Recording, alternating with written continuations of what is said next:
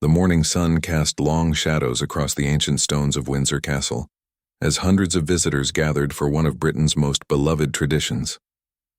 The changing of the guard ceremony was about to begin, and excitement filled the air like electricity before a storm. Queen Camilla stepped out of her black Bentley, her elegant navy dress catching the gentle breeze. She had attended dozens of these ceremonies over the years, but today felt different somehow. Maybe it was the unusually large crowd, or the perfect weather that had drawn so many tourists and locals alike. The Queen Consort walked slowly toward the ceremonial platform, her heels clicking softly on the cobblestones. Royal protection officers moved quietly around her, their eyes constantly scanning the crowd. Everything seemed normal, peaceful even. Children pressed against the barriers, waving small British flags their parents had bought from street vendors. Among the guards standing at attention was a young man who had seen more of the world than most people twice his age. At 22, he had already served 2 tours in Afghanistan and had been awarded a medal for bravery during a rescue mission that saved 3 fellow soldiers. His uniform was pressed to perfection, every button polished until it gleamed like a mirror. The guard had woken up at 4 in the morning, as he did every ceremonial day. He had ironed his red tunic twice, making sure every detail was perfect. His black boots shone so brightly you could see your reflection in them. This wasn't just a job for him. It was an honor that he took very seriously. His grandmother had always told him stories about the royal family when he was little. She had worked as a seamstress in a factory that made uniforms for the palace guards back in the 1970s. She would sit by his bed and tell him about the pride she felt knowing her work helped protect the royal family. Now, decades later, her grandson was living that dream. The crowd began to murmur with anticipation as the ceremony time approached. Tourists held up their phones and cameras, ready to capture every moment. A group of school children from a local primary school sat cross-legged on the ground in their matching yellow t-shirts, their teacher reminding them to stay quiet and respectful. The guard could hear the distant sound of bagpipes warming up. His heart always beat a little faster when he heard that sound. It reminded him of his first day in the army, when everything seemed impossible and exciting at the same time. He had come so far since then, from a scared teenager who had never been away from home to a decorated soldier, trusted with protecting the most important people in the country. Behind the scenes, palace staff were making final preparations. The head butler checked his watch for the 3rd time in 5 minutes. The royal photographer adjusted his camera settings. Kitchen staff were preparing refreshments for after the ceremony. Everyone had a role to play, and everyone took it seriously. Queen Camilla took her place on the royal platform, acknowledging the crowd with a warm smile and gentle wave. She had learned over the years that these public moments were about more than just ceremony. They were about connecting with the people who looked up to the royal family. A little girl in the front row caught her eye, and she gave her an extra special wave, making the child giggle with delight. The guard felt the weight of his rifle on his shoulder and the stiffness of his tall black hat. He had done this ceremony dozens of times, but it never got old. Each time he thought about all the guards who had stood in this exact spot before him, going back hundreds of years. He was part of something bigger than himself, something that connected him to history. A gentle breeze rustled through the trees surrounding the castle grounds. The smell of fresh flowers from the nearby gardens mixed with the faint scent of coffee from a nearby cafe. It was one of those perfect English summer days that made you feel grateful to be alive. The ceremonial band began to play, their red uniforms matching those of the guards. The music echoed off the ancient castle walls, creating a sound that seemed to come from everywhere at once. Children in the crowd began to point excitedly as the ceremony officially began. The guard stood perfectly still, his eyes fixed straight ahead. He had trained for hours to maintain this position, learning to ignore discomfort and distractions. In the army, they called it bearing, the ability to carry yourself with dignity and strength no matter what was happening around you. As the music played and the crowd watched in wonder, nobody could have predicted what was about to happen. The day had started like any other ceremonial day, with perfect weather, excited crowds, and proud soldiers ready to do their duty. But sometimes the most ordinary moments can become extraordinary in ways nobody sees coming. The ancient tradition was about to meet modern reality in a way that would make headlines around the whirled and start conversations in living rooms across Britain. The guard continued to stand at attention, unaware that in just a few minutes his life would change forever. Queen Camilla settled into her seat, looking out at the magnificent sight before her. The ceremony represented everything she had come to love about British tradition: the pageantry, the precision, the connection between past and present. She had no idea that she was about to become part of a story that would be talked about for years to come. The last tourists hurried to find good viewing spots as the formal ceremony began. Camera phones were raised, video cameras started rolling, and everyone held their breath in anticipation. It was going to be a day that nobody would forget. The ceremony had been going perfectly for nearly an hour. The band played with precision, the guards moved like clockwork, and the crowd watched in respectful silence. But something was starting to go wrong, and only a few people noticed it at first. The young guard had been standing at attention since before dawn. He had eaten a small breakfast at 5 in the morning, just toast and tea as usual on ceremony days. He never ate much before these events because a full stomach could make the long hours of standing even more difficult. But now, as the sun climbed higher in the sky, he was beginning to regret that decision. The summer heat was more intense than anyone had expected. The weather forecast had predicted a warm day, but this felt like standing inside an oven. The guard's heavy red wool tunic, designed for British weather that was usually much cooler, was becoming a burden. Sweat began to form under his tall black bearskin hat, trickling down his face in tiny streams he couldn't wipe away. His legs, which had been rock solid for the first part of the ceremony, began to feel shaky. It started as just a slight tremor in his knees, so small that even he barely noticed it. But gradually, like a crack in a dam that slowly gets bigger, the feeling spread through his entire body. The guard had experienced this before during training, when instructors would deliberately make them stand for hours in uncomfortable conditions. They called it conditioning, teaching soldiers to push through physical discomfort for the sake of duty. He had always been good at it, better than most of his fellow recruits. But today felt different. A palace staff member standing nearby noticed the guard's face had gone pale. She had worked at ceremonial events for 15 years and had seen guards faint before. It happened more often than people realized, especially during summer ceremonies. The combination of heat, heavy uniforms, and standing perfectly still for long periods could overcome even the strongest soldiers. She quietly signaled to the sergeant major, a veteran soldier who had been watching over ceremonial guards for more than 2 decades. He had sharp eyes that could spot trouble before it became obvious to everyone else. He saw what the staff member was pointing out and began to move closer, staying out of sight of the cameras but ready to help if needed. Queen Camilla, from her position on the royal platform, had an excellent view of all the guards. She had attended so many of these ceremonies that she had developed an eye for detail. Something about one of the guards caught her attention. His usually perfect posture seemed slightly off, and his face had lost its healthy color. The crowd continued to watch the ceremony, completely unaware of the drama unfolding before their eyes. Children pointed at the guards' tall hats, tourists snapped photos, and elderly visitors shared stories with their grandchildren about ceremonies they had attended decades earlier. For them, this was just another beautiful display of British tradition. But the guard was fighting a battle that was becoming harder to win with each passing minute. His vision began to blur slightly around the edges, like looking through a window with condensation on it. The sounds of the ceremony, the music, the commands, the shuffling feet of the crowd, seemed to fade in and out like a radio with poor reception. He tried all the techniques they had taught him in training. He focused on his breathing, taking slow, controlled breaths through his nose. He shifted his weight slightly from one foot to the other, so subtly that nobody watching would notice. He tried to think about something else.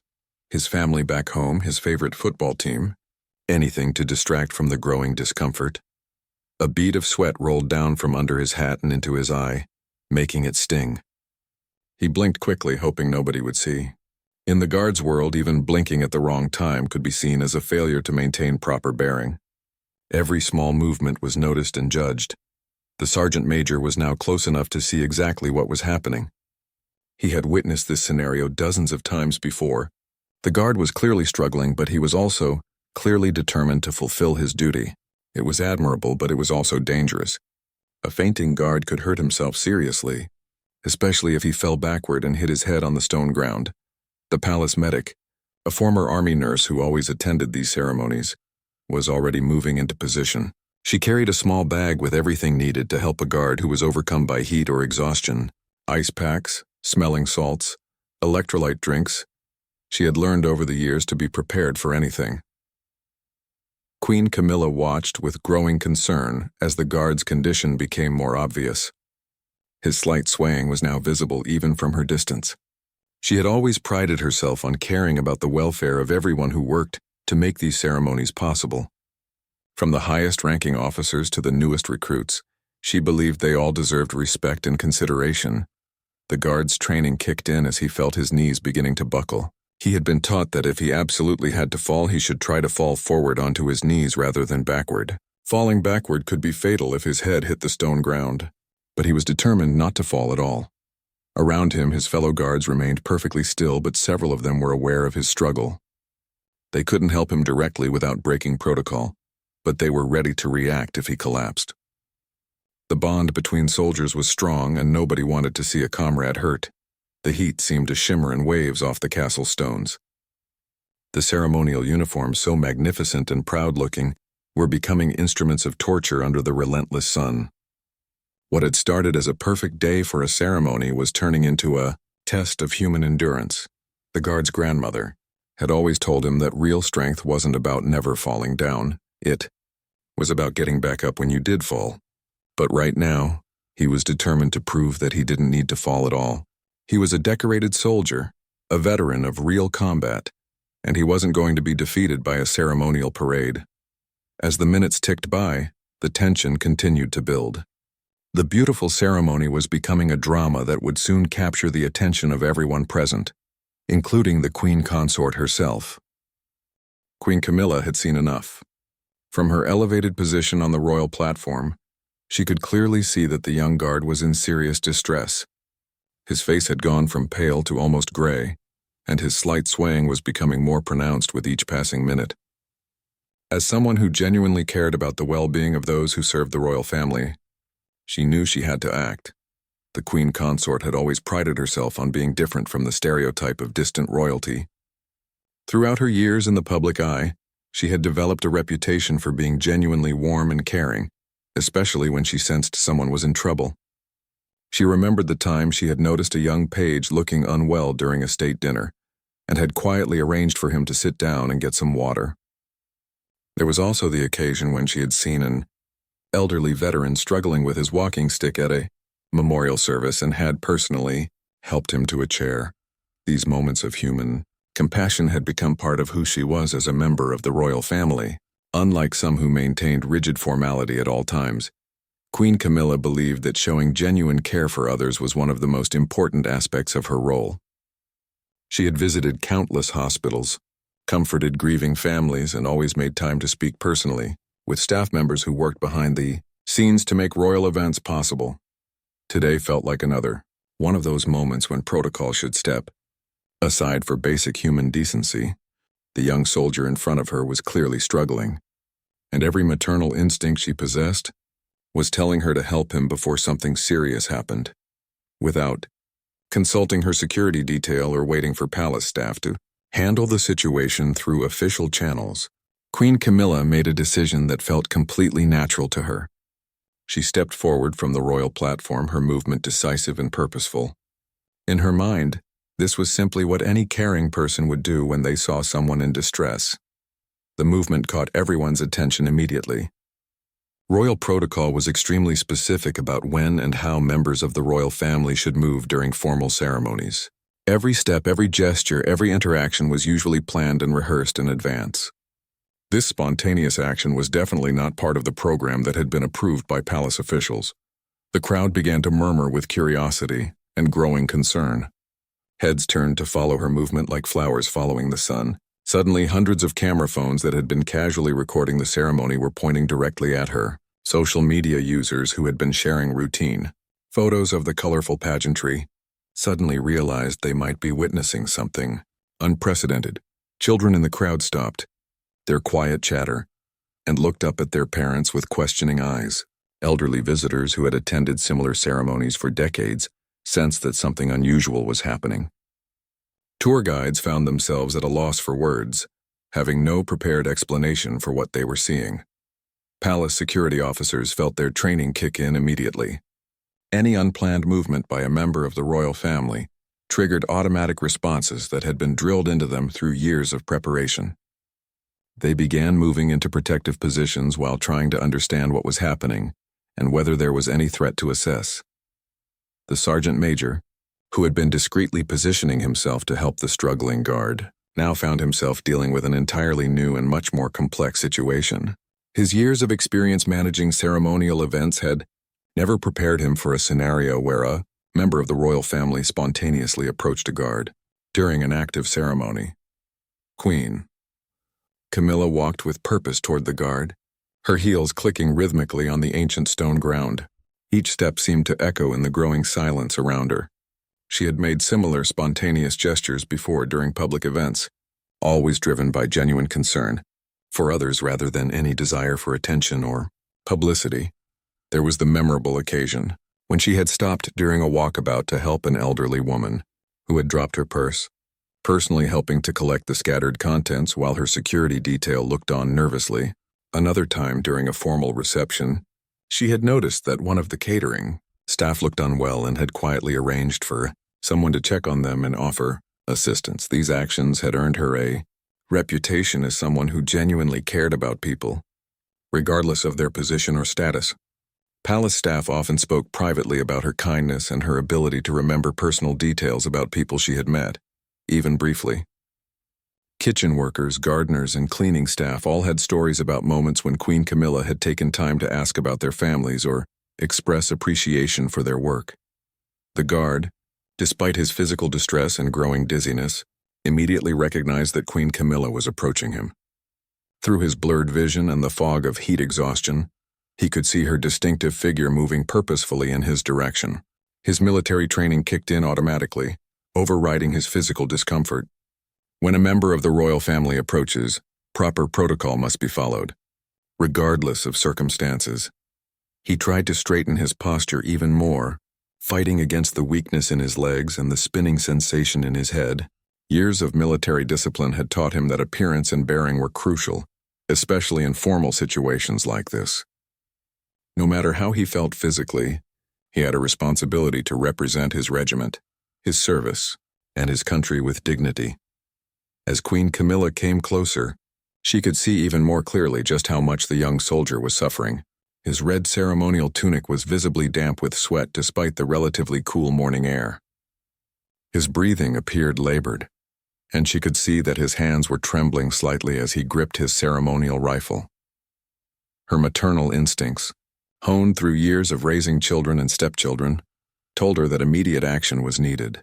She had seen similar situations before, times when someone was pushing themselves beyond their physical limits out of duty or pride, potentially putting themselves in real danger. The ceremonial band continued playing their traditional music, but even the musicians were beginning to notice the unusual disruption to the planned proceedings. Some of them stole quick glances toward the developing scene, while trying to maintain their musical performance. The conductor, himself a retired military musician with decades of experience, kept the tempo steady, but was clearly aware that something significant was happening outside the normal script. Queen Camilla stopped directly in front of the struggling guard, positioning herself just a few feet away from him. She looked up at him with genuine concern clearly visible in her eyes. From this close distance, she could see the beads of sweat forming under the edge of his tall black bearskin hat and the way his jaw was set with determination even as his body betrayed his distress. Her heart genuinely went out to this young man who was so obviously pushing himself beyond reasonable limits. In her mind, this was a simple human moment, someone in authority noticing that another person needed help and offering it. She had done similar things countless times before in less public settings. The crowd around them had fallen into an unusual quiet, sensing that they were witnessing something important, but not yet understanding what it might be. Even the youngest children seemed to pick up on the changed atmosphere and stop their fidgeting and chattering. Palace photographers and television cameramen, trained to capture every moment of royal events, suddenly found themselves documenting something that had never happened before in the long history of these ceremonies. They continued filming and photographing, but with a growing awareness that they might be recording a defining moment. In that pivotal moment, with hundreds of people watching and cameras recording everything, Queen Camilla made a decision that came from a place of genuine caring and concern. She spoke in a voice that carried the same tone she might use with her own grandchildren when they were pushing themselves too hard or ignoring obvious signs that they needed rest. The words that came out were meant to be helpful, caring, and practical. In her mind, she was simply offering sensible advice to someone who clearly needed it. She had no way of knowing that her choice of words would soon be analyzed and debated across the entire country and beyond. "Sit down, boy, before you fall down," she said, her words carrying clearly in the relative quiet that had settled over the immediate area.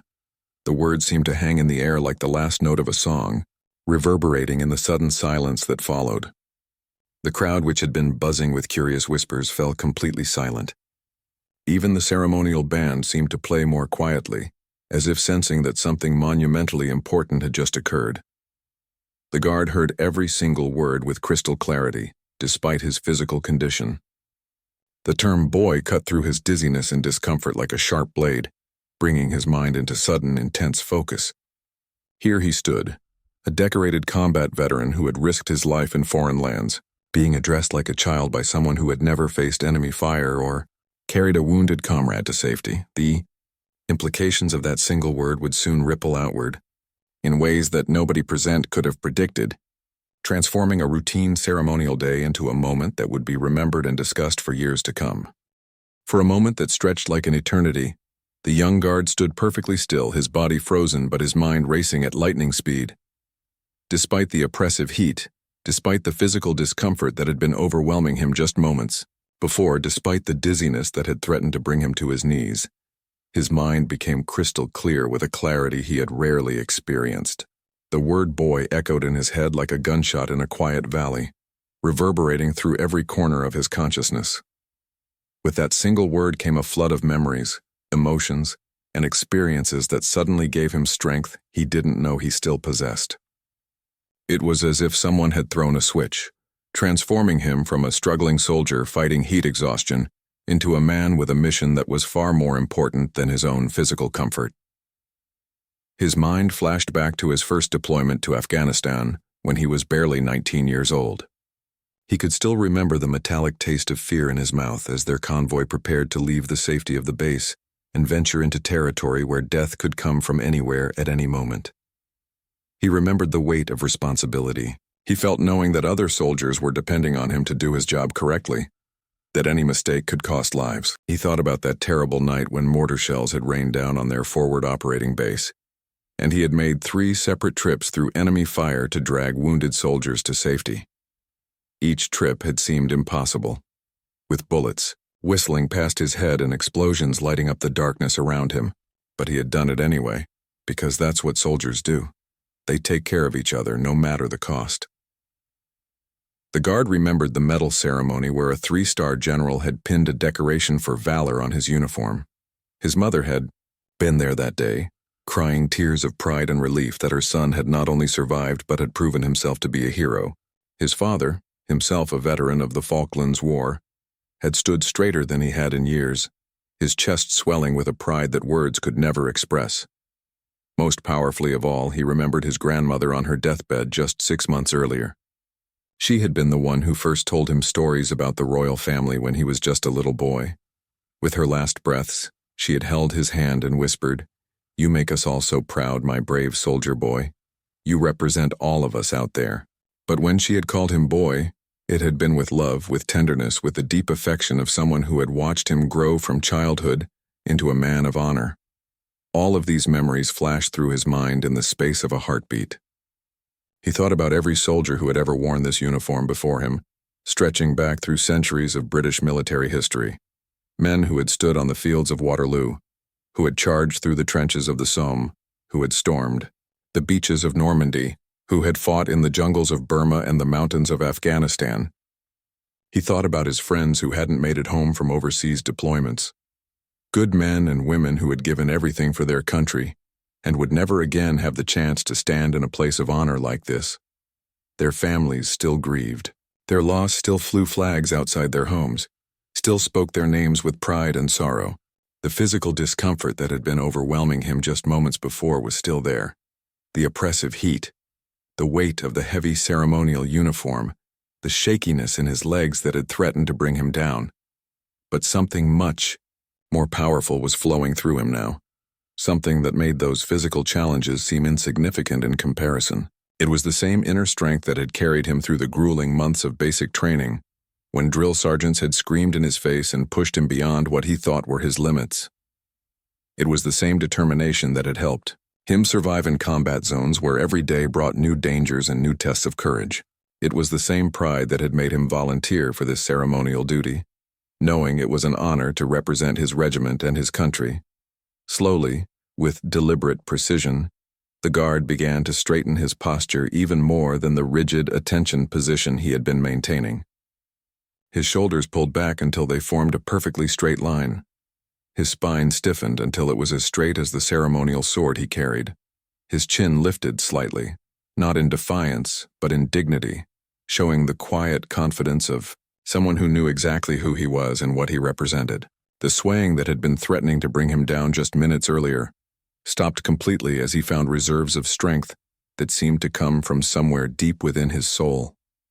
His grip on his ceremonial rifle became rock steady, and his breathing, which had been labored and irregular, became controlled and measured. The crowd sensed immediately that something profound was about to happen. The silence that had fallen over the area after Queen Camilla's words became even deeper and more complete, as if everyone present was collectively holding their breath in anticipation. Camera phones that had been casually recording the ceremony were now focused with laser intensity on the scene unfolding before them.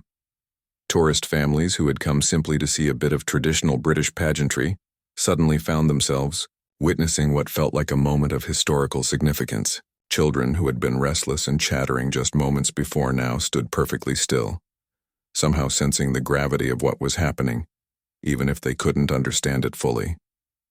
Queen Camilla, still standing just a few feet away from the guard, watched with growing surprise and perhaps a touch of concern as she witnessed what appeared to be a complete transformation taking place before her eyes. She had expected the young soldier to gratefully accept her suggestion and sit down to recover from his obvious distress. Instead, she was seeing something she had never witnessed before in all her years of royal ceremonies. The guard looked directly at Queen Camilla, making eye contact in a way that would normally require special permission during a formal ceremony. But this was no longer a normal ceremony by any definition. This had become something else entirely, a moment where centuries of protocol and tradition would have to step aside for something more fundamental and more important. When he finally spoke, his voice carried with a clarity and strength that seemed to come from the very depths of his being. There was no anger in his tone, no disrespect, no challenge to authority for its own sake. But there was something unmistakable in his words that everyone present could hear and feel. Dignity, pride, honor, and the quiet confidence of someone who knew exactly what he stood for. "Your Majesty," he began, using the proper form of address with perfect military courtesy and respect. "With the greatest respect, I am not a boy." The words hit the crowd like a physical force. Gasps could be heard rippling through the assembled visitors like a wave spreading across still water. Palace staff members felt their hearts skip beats as they realized they were witnessing something that had never happened before in the long and carefully documented history of royal ceremonies. But the guard was far from finished. His voice never wavered, his posture never changed, and his eyes never left Queen Camilla's face as he continued with words that would soon be quoted around the world. "I am a soldier who has served this country with honor and distinction. I have stood in places where young men and women have given their lives for the crown, for the flag, and for the freedoms that we all enjoy today. I have carried wounded comrades to safety under enemy fire, and I have seen the ultimate price that some pay for their service." Television cameras captured every word, every gesture, every expression on both faces. News directors around the world were already beginning to recognize that they had stumbled onto one of the biggest stories of the year, perhaps of the decade. Social media platforms were beginning to light up with posts, shares, and comments as people tried to process and understand what they were witnessing. The guard's fellow soldiers, still maintaining their ceremonial positions at attention, felt a surge of pride and solidarity that threatened to overwhelm their own professional composure. They knew better than anyone the courage it took to speak truth to power in such a public setting. They also understood that their comrade was taking an enormous personal and professional risk by challenging a member of the royal family, even respectfully. "I will stand until dismissed by my commanding officer, as is my duty, my honor, and my choice," the guard concluded, his voice ringing with quiet authority that seemed to fill every corner of the courtyard. "This uniform represents every soldier who has ever worn it, both the living and the dead. I will not dishonor their memory or their sacrifice by sitting down when I am capable of standing and representing them with pride." The silence that followed was so complete, it felt almost supernatural. Even the ceremonial band had stopped playing, though no one could remember exactly when. Queen Camilla's face showed a complex mixture of surprise, concern, and what many observers would later describe as a growing recognition of the profound dignity of the man standing before her. In that moment, history was being made by two people who had never intended to make history at all. Within minutes of the guard's powerful and dignified response, the world around him began to change in ways he could never have imagined. What had started as a personal moment of standing up for his dignity was about to become a global phenomenon that would touch millions of lives and spark conversations in places he had never even heard of. The first ripple began with the tourists and visitors who had witnessed the extraordinary exchange firsthand. Phones that had been recording what everyone thought was just another routine ceremony were now holding footage of something that felt genuinely historic. The weight of what they had captured was beginning to sink in as people looked at their screens with a mixture of excitement and disbelief. Among the first to act was a university student from London who had been visiting Windsor Castle with her family. Her hands were still trembling with adrenaline as she quickly typed a caption for the video she had just recorded. "You absolutely will not believe what just happened at Windsor Castle." This soldier just made history. Within seconds of posting the video on her social media account, her phone began buzzing with notifications as friends immediately started sharing the clip. The palace photographer, a seasoned professional who had documented hundreds of royal events over his 20-year career, knew immediately that he was holding career-defining images.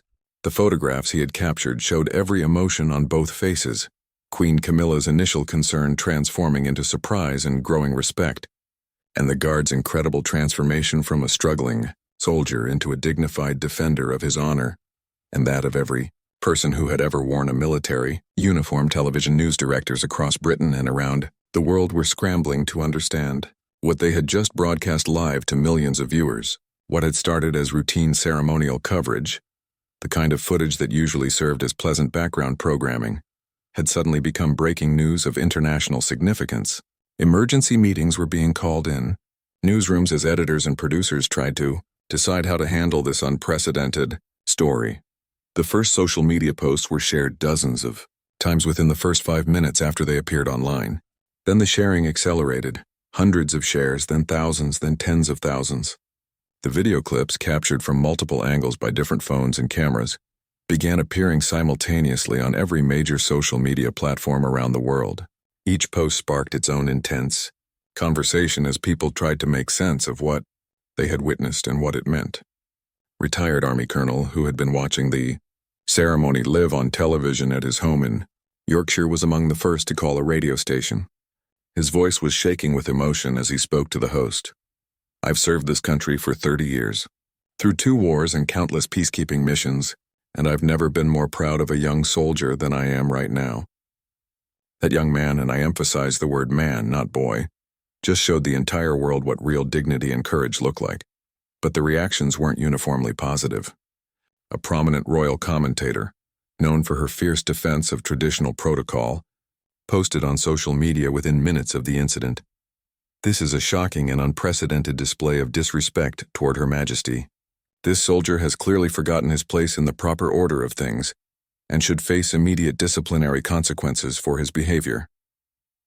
Her post was shared hundreds of times within the first hour, mostly by people who were arguing passionately against her position.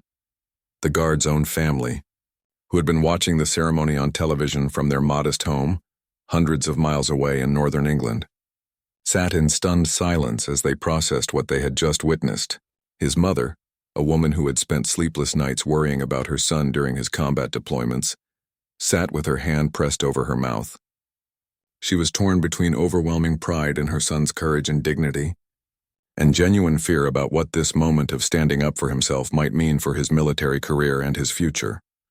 His father, a quiet man who had served in the military himself during the 1980s and had always taught his children about the importance of honor and self-respect, felt tears forming in his eyes as he watched the replay of his son's response. "That's my boy," he whispered, then caught himself and said louder, "That's my son. That's the man I raised."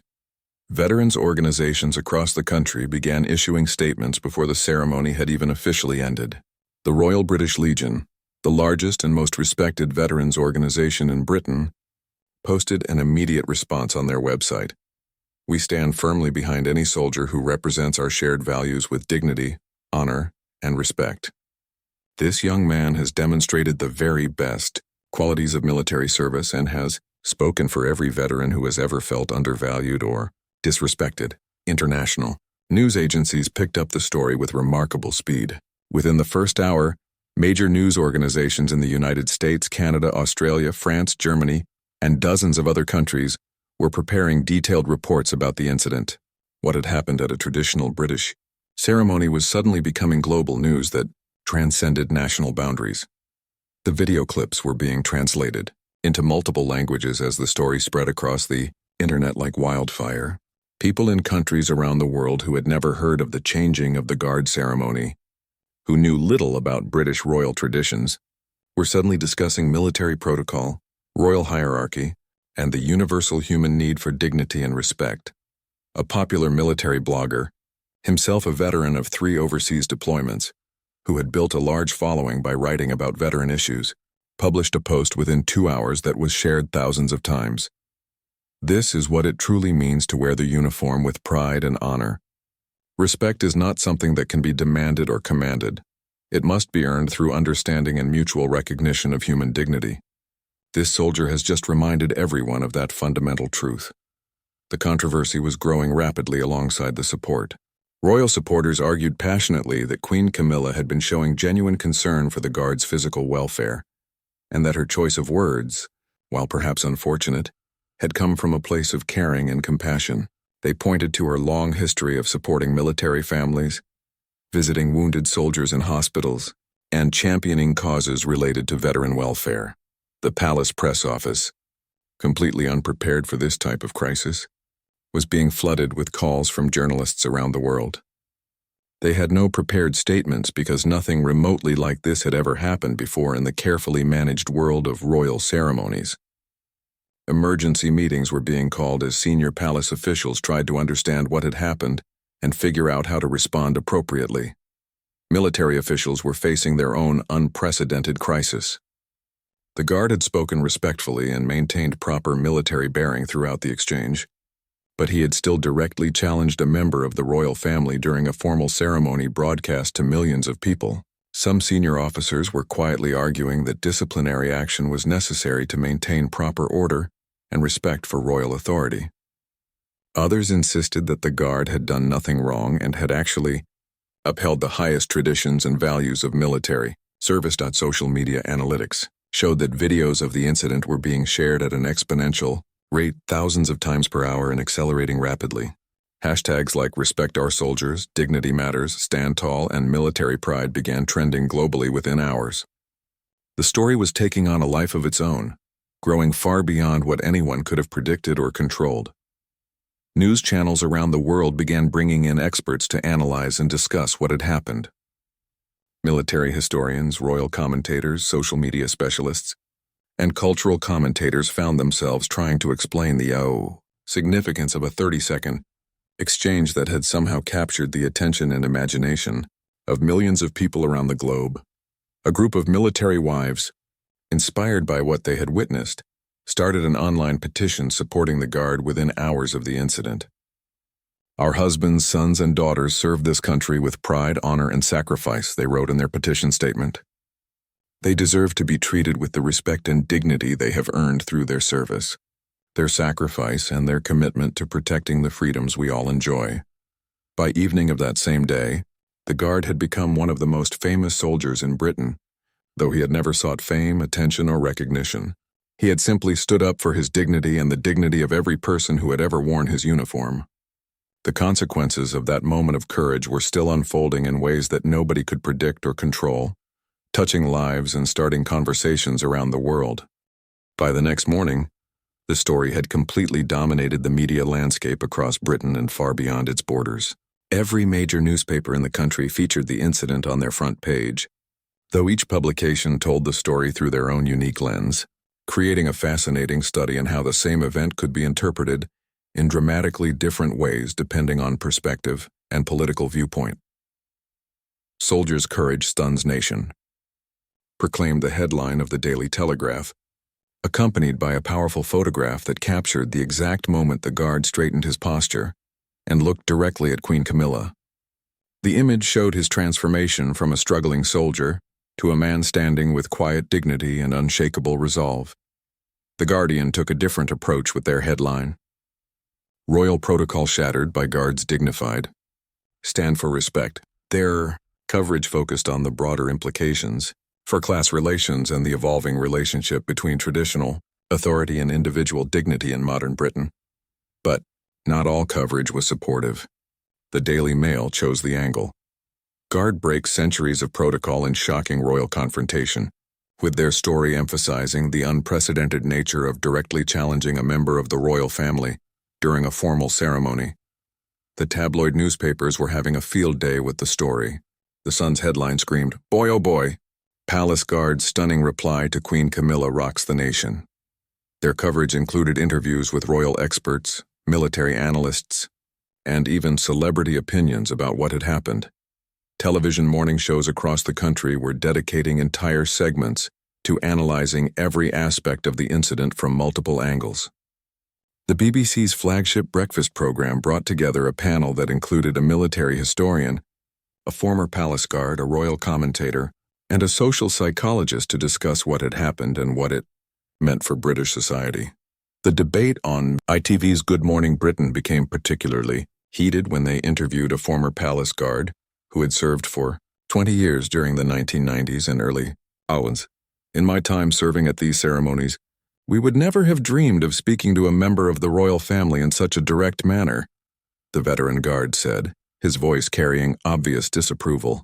"There are proper channels for addressing concerns, and public confrontation is never appropriate." But his comments immediately sparked a backlash from viewers who flooded the show's phone lines and social media accounts. The program had to extend their discussion segment by nearly 2 hours as person after person called in to share their passionate opinions about what they had witnessed. One of the most emotional calls came from a mother in Scotland whose voice shook as she spoke. "My son is currently serving with the Royal Navy in the Mediterranean. When I saw that young man stand up for himself and for every other soldier, sailor, and airman, I felt such pride. That's exactly what I would want my boy to do if someone spoke to him that way.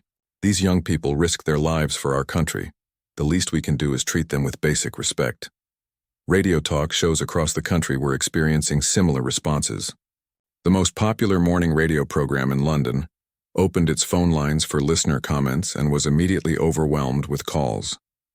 The host, a veteran broadcaster who had covered major news stories for over 2 decades, said he had never seen such an immediate and passionate response to any single event.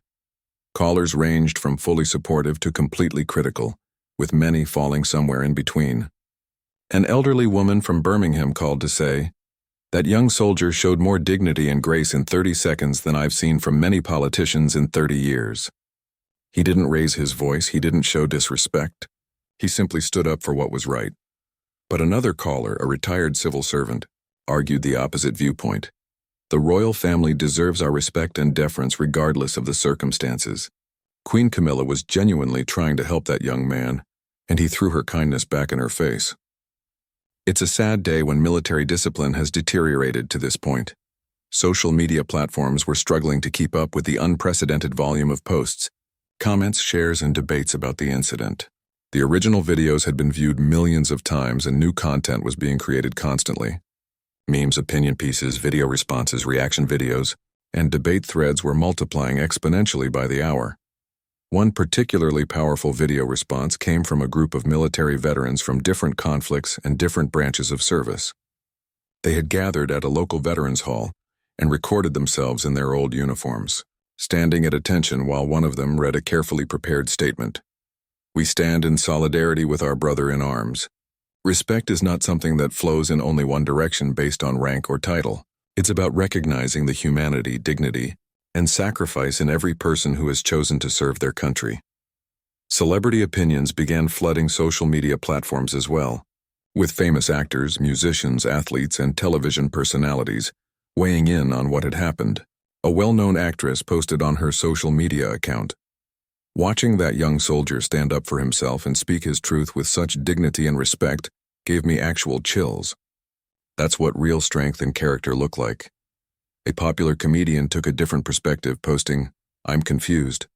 Since when do soldiers get to argue with the Queen? Whatever happened to yes ma'am, no ma'am, thank you ma'am? Are we just throwing centuries of tradition out the window now?" News programs began conducting deep investigations into the Guard's background, creating a detailed portrait of a young man who had consistently demonstrated the highest standards of military service. They interviewed his former commanding officers, who without exception described him as an exemplary soldier with an unblemished record and a reputation for integrity. His first sergeant from his deployment in Afghanistan spoke to Sky News. "He was one of those soldiers you could always count on. When things got dangerous, when people needed help, he was always the first to volunteer. He saved lives over there, and he did it with the same quiet courage he showed at Windsor Castle." The Guard's hometown newspaper dispatched reporters to interview people who had known him while he was growing up. His former teachers painted a picture of a polite, hard-working student who had always shown respect for others while standing up for classmates who were being bullied or treated unfairly.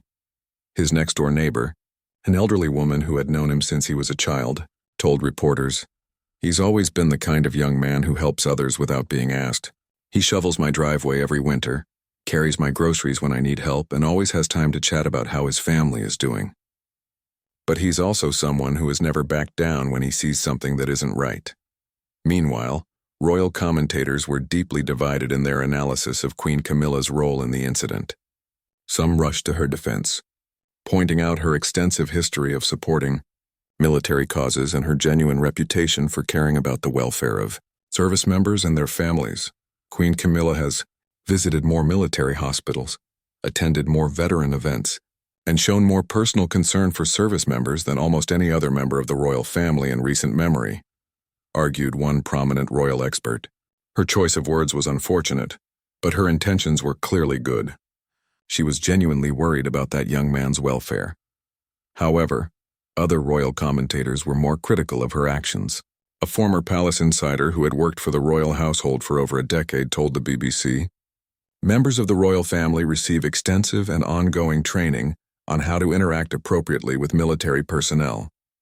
The word boy should absolutely never be used when addressing a serving soldier, regardless of their age or rank. It demonstrates a fundamental misunderstanding of military culture and the respect that these young people have earned through their service." The incident had sparked much broader discussions about class, respect, authority, and the relationship between the monarchy and the people who serve it. University professors found themselves fielding questions from students about the social and cultural implications of what had happened. A sociology professor at Oxford University told The Guardian, "This moment has revealed tensions and questions that have been building in British society for years.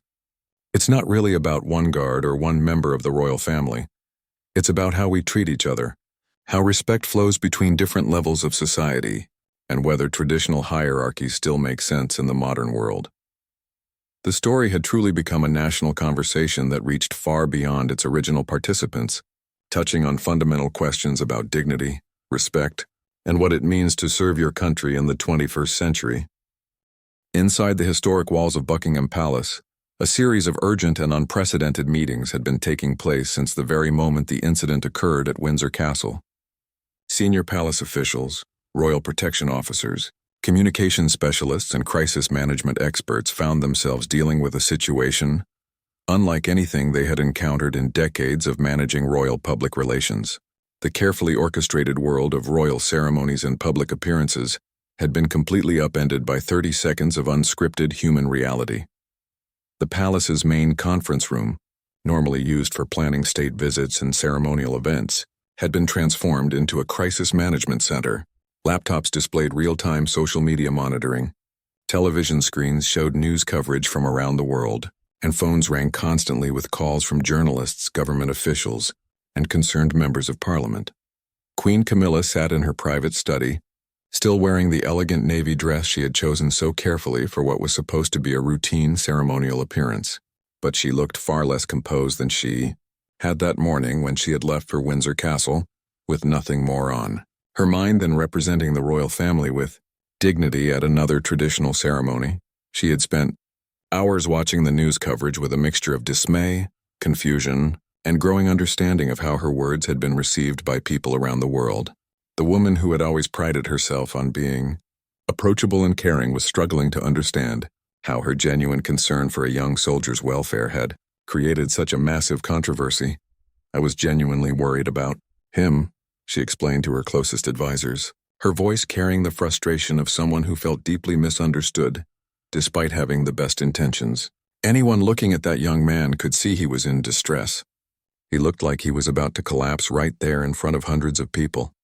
"I've seen it happen before at these ceremonies, and I simply couldn't stand there and watch a young person hurt himself when I might be able to help."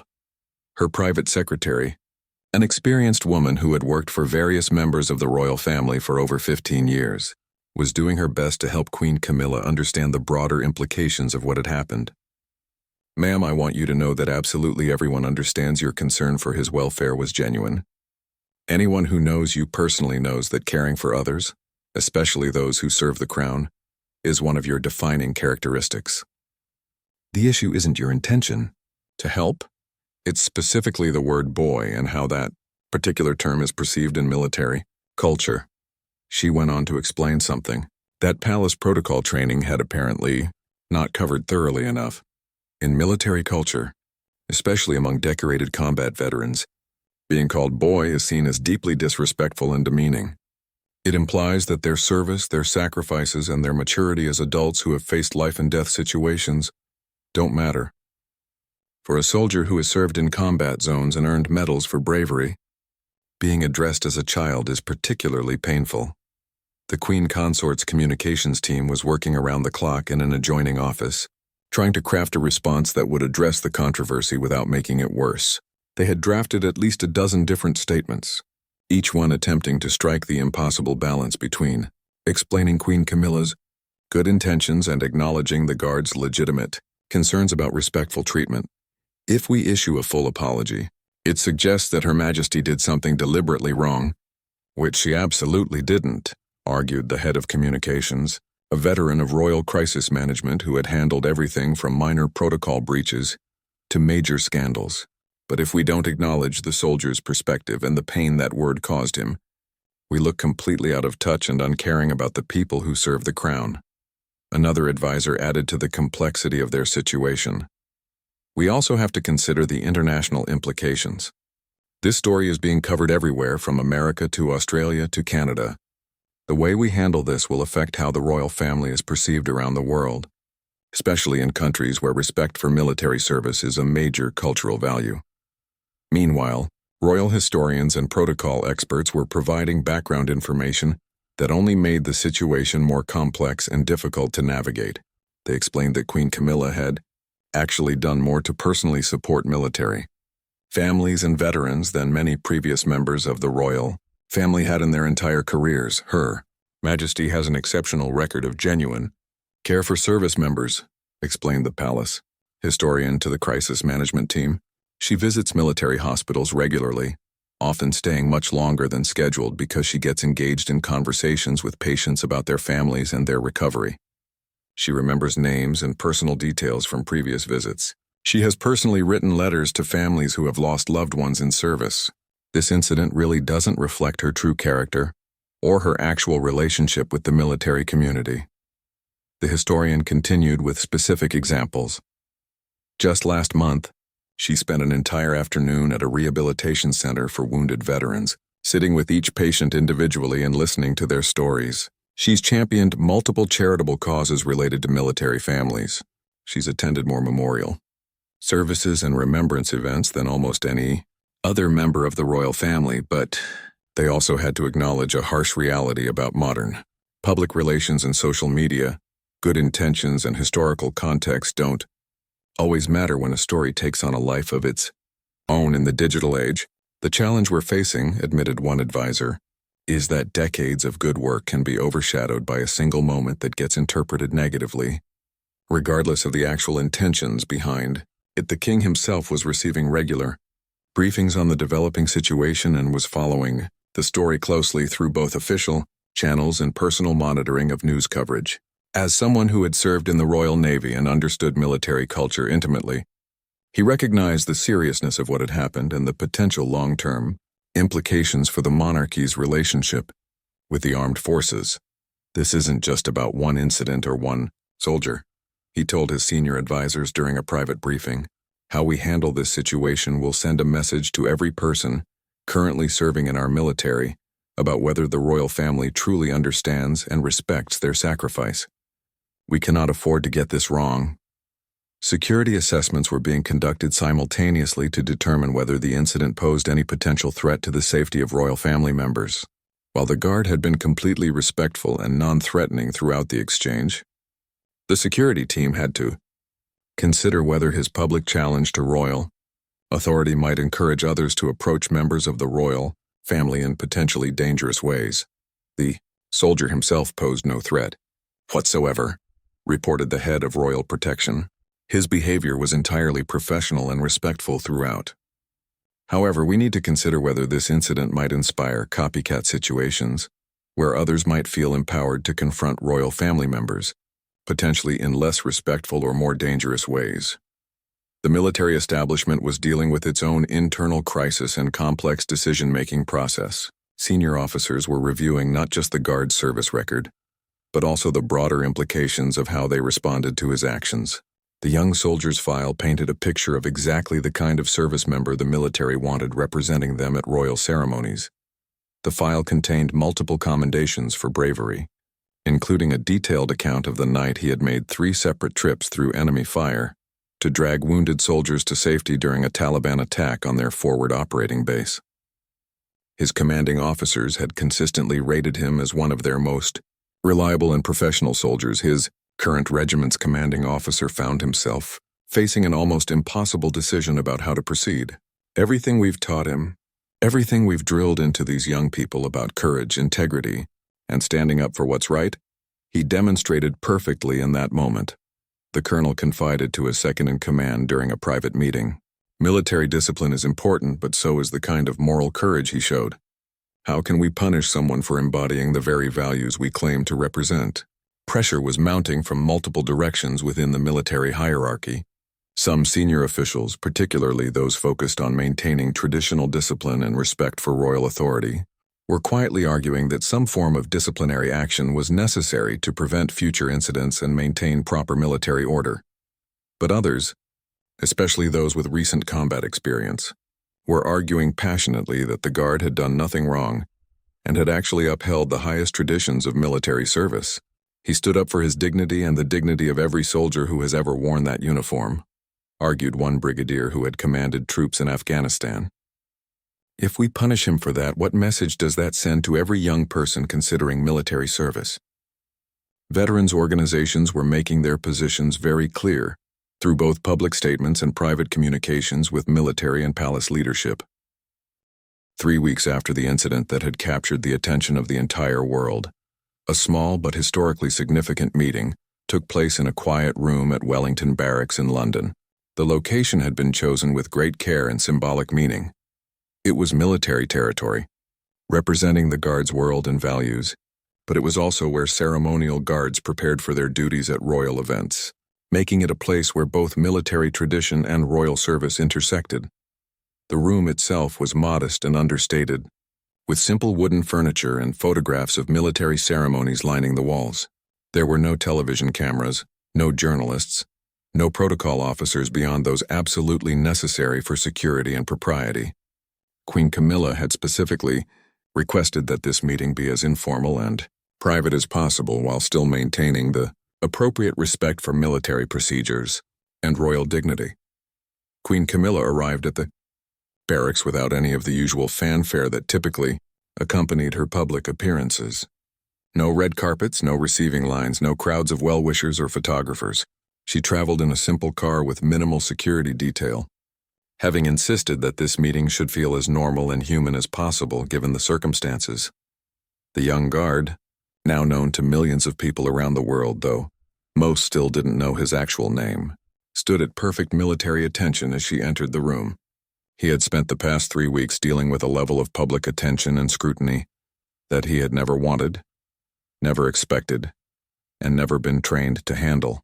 His military regiment had done their best to protect him from the worst of the media circus, but he was acutely aware that his life had been changed forever by those 30 seconds of standing up for his dignity. At ease, soldier, Queen Camilla said gently, using the proper military terminology that she had taken time to learn and practice since their first encounter. The words were carefully chosen, and both participants in the room understood their significance. She had spent considerable time with military protocol experts learning the correct way to address service members of different ranks, something she openly admitted she should have done more thoroughly before that day at Windsor Castle. What followed was a conversation that neither of them would ever forget, and one that would serve as a model for how people in positions of authority can learn from their mistakes and grow as human beings. Queen Camilla spoke first, her words coming from a place of genuine reflection, learning, and personal growth that had taken place over the past 3 weeks. "I want you to know that I have thought about our encounter every single day since it happened," she began, her voice carrying none of the formality that usually characterized royal speeches. "I was genuinely concerned about your welfare that day, and I want you to know that I still am concerned about your well-being. But I understand now, in a way I didn't before, that my choice of words was inappropriate and hurtful, not just to you personally, but to every person who has ever worn a military uniform." The guard listened with the respectful attention that military protocol demanded when being addressed by a superior. But this conversation felt fundamentally different from the formal ceremonies he was accustomed to. This felt like a genuine human exchange between two people who had both learned something important and meaningful. "From their shared experience, Your Majesty," he replied, with the same respectful tone he had used during their first encounter. "I want you to know that I never doubted your good intentions or your genuine concern for my welfare. I could see the worry in your eyes that day, and I understood that you were trying to help me. My response wasn't about questioning your care or your compassion. It was about ensuring that the dignity of every person who has worn this uniform, living and dead, was properly recognized and respected." Queen Camilla nodded with obvious understanding, showing that the weeks since their encounter had been a period of genuine learning and growth for her. "You were absolutely right to speak up," she said, words that surprised many of the military officials present in the room. "You were right to defend not just yourself, but every service member who has made sacrifices for this country. I should have known better, and I'm genuinely grateful that you had the courage to help me learn something important about respect and dignity." The conversation continued for nearly an hour, covering topics that went far beyond their initial encounter, and touched on deeper questions about service, sacrifice, and the weight of representing something larger than yourself.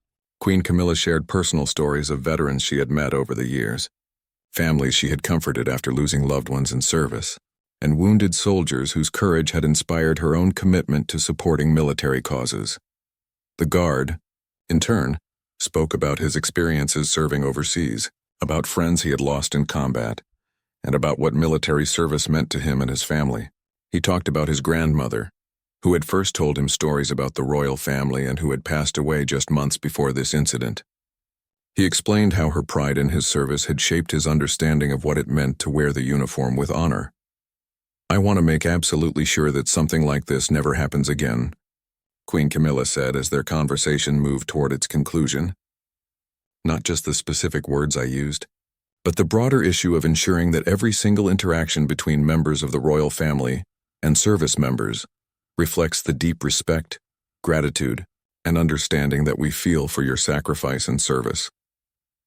The guard's response demonstrated the wisdom and maturity that had impressed so many people during the original incident. "Ma'am, I think the most important thing that can come from all of this is that we're having this conversation right now. Real respect comes from understanding each other, and understanding comes from listening to each other with open hearts and minds."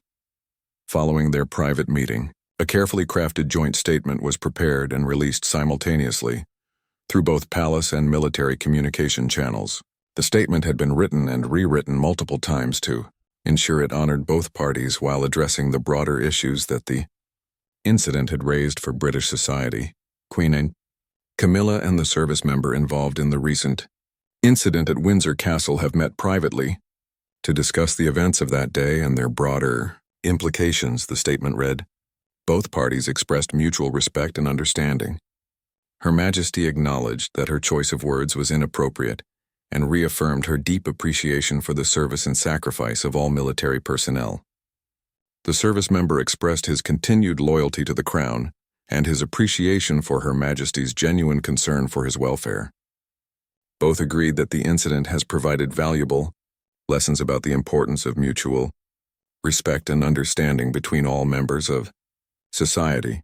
But the real changes that resulted from this incident went much deeper than public statements and media coverage. The palace implemented comprehensive new guidelines for all royal interactions with military personnel. Every member of the royal family and their staff would receive updated and expanded training on military culture, appropriate forms of address, the significance of military traditions, and the psychological impact that different words and phrases can have on people who have served in combat zones. The military establishment also used the incident as an opportunity for institutional reflection and improvement. New protocols were developed to ensure that ceremonial guards received better support during long ceremonies, including more frequent welfare checks, better hydration procedures, and comprehensive contingency plans for dealing with heat-related stress and other medical emergencies. The guard himself was quietly promoted to a position of increased responsibility that recognized both his exemplary military capabilities and his demonstrated character under extraordinary pressure. He continued his service with the same dedication and professionalism he had always shown, but now with the added responsibility of helping to train other soldiers in maintaining dignity and professionalism under all circumstances. Perhaps most importantly, he became an unofficial ambassador for respectful dialogue between different levels of authority, speaking at military academies and leadership training programs about the importance of standing up for principles while maintaining respect for legitimate authority. The incident sparked conversations and changes that extended far beyond the original participants. Military families across the country reported feeling more valued and respected by civilian society. Veterans organizations noted a significant increase in public support and appreciation for their causes and programs. The royal family's approval ratings, after an initial decline immediately following the incident, actually improved substantially as people recognized their willingness to learn from mistakes and adapt to changing social expectations. Most importantly, the incident became a powerful teaching moment that influenced how people in positions of authority interact with those who serve under them across many different sectors of society. The guard's response became a model for how to stand up for dignity and principles while maintaining respect and professionalism. Queen Camilla's willingness to acknowledge her mistake and learn from it became an example of true leadership through humility and personal growth.